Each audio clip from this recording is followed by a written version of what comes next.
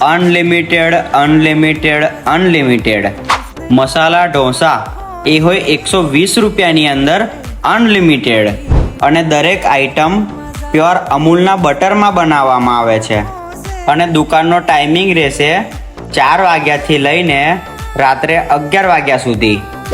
તો બોસ લોકેશનની વાત કરી નાખીએ ને, ગાયત્રી મંદિરની આગળ, આંબેડકર સર્કલ, જૂના બસ ડેપોની સામે, પાદરા, વડોદરા.